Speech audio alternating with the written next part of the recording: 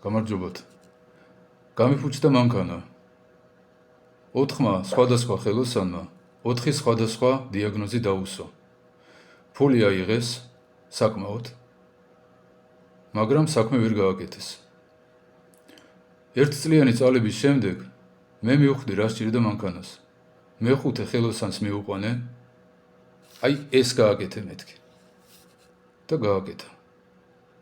და მე მანქანებში ვერ ვერკვევი. ახლობელს თურმე ბრმანაწლავი გასკდომაზე აქვს.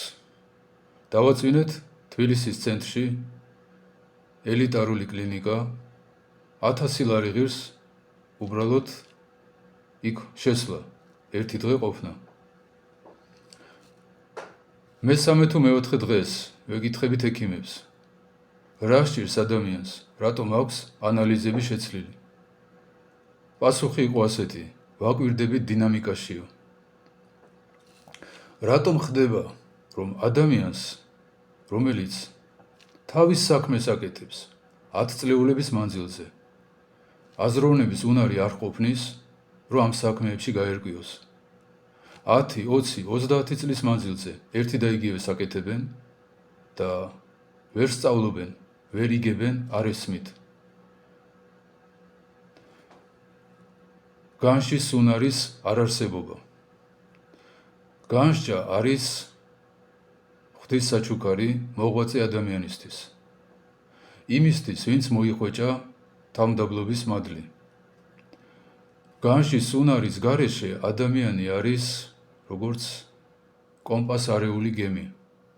თვითონ ვერ ხვდება საით მიდის ან რა უნდა. განშის უნარს ეშმაკი ამახინჯებს ხოლმე და გადაყავს განკითხვაში. ნებისმიერი ექიმი, ნებისმიერი ხელოსანი, ნებისმიერი პოლიტიკოსი, ჟურნალისტი, რომელიც განკითხვით ცხოვრობს, ეს ცოდვად არა აქვს. კი არ სწოდავს, უბრალოდ ახასიათებს ადამიანებს. ეს ესეთი დამპალია, ის ისეთი დამპალია, სხვანაირად გიჟია, თვითონ აი სიმართლისთვის იბრძვის. განკითხვის ცოდვით ადამიანი კარგავს განსჯის უნარს და ხდება ასეთი არაადეკვატური ხორციელი ადამიანი, რომელიც არათუ ზეციურში, ხორციელ საქმეებშიც ვერ ერკვევა. თუ ამას დაემატება ხოლმე ცრუ აზრები, ეს აუცილებლად ესე ხდება, მერე საერთოდ ფანტაზიების სამყაროა. ეშმაკი არის სიცრუის მამა, სიცრუის მშობელი, გამომგონებელი და სიცრუით ბლოკავს ხოლმე ადამიანის გონებას და რაღაც წარმოსახვითი რეალობა იქმნება ადამიანის შიგნით. ერთი ცრუ აზრი, ერთი ცრუ შეხედულება, ნებისმიერი რანგის საკმარისია, რომ ადამიანი მოწყვიტოს რეალობას. რაც უფრო მძიმეა ეს ცრუ აზრი, მით უფრო მძიმეა ხოლმე დაცემა. მაგალითად, თუ ადამიანს ჯერა, რომ შეწამლავს მოსავალს და ამით თვითონ არ მოიწამლება, ეს არის ერთი ცრუ აზრი. მაგრამ თუ ადამიანს გონია, რომ ყველა რელიგია ერთ ღმერთს ადიდებს, ეს სხვა თემაა, სხვა დაცემაა. განსაკუთრებით მძიმეა ხოლმე ამისი ყურება იმ ადამიანებთან, ვინც წესით სხვებს უნდა ასწავლიდეს.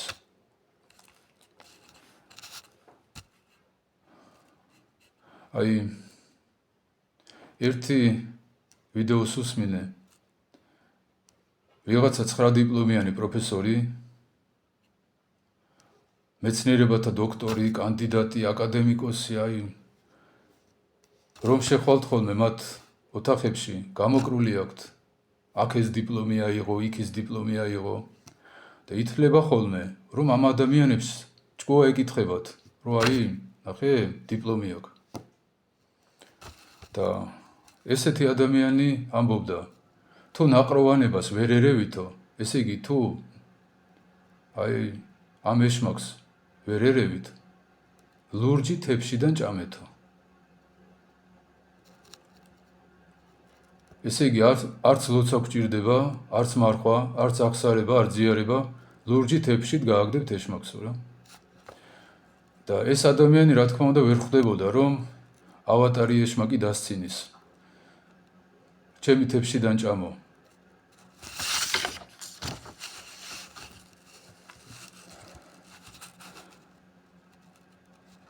ორი კვირის წინ უსმინე კვლევა 50 მილიონ დოლარიანი გერმანელი და იაპონელი მეცნიერები იკვლევდნენ რა უფრო აბინძურებს გარემოს ბენზინის ძრავიანი ავტომობილები თუ დიზელის ძრავიანი და დასკვნა იყო ასეთი რომ ელექტრომობილები.